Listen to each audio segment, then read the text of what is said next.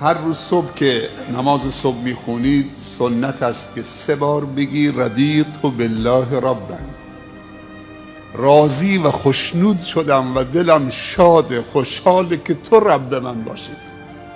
من غیر از تو نمیپسندم، من غیر از تو نمیپذیرم، من غیر از تو دوست ندارم.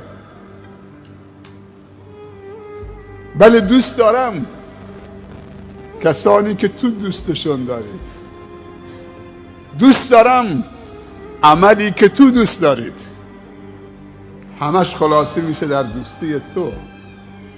چقدر زیباست. به ربی غیر از تو راضی نمیشم، دلم آرام نمیگیره، احساس ناامنی میکنم. این نام توست که من آرام میکنه. الا به ذکر الله تطمئن القلوب. هر وقت معصیت تو کردیم، از تو فاصله گرفتیم، دلمون در اختیار کسی دیگه گذاشتیم غیر از تو، احساس ناامنی کردیم، دچار افسردگی شدیم، پریشان شدیم، مضطرب الحال شدیم.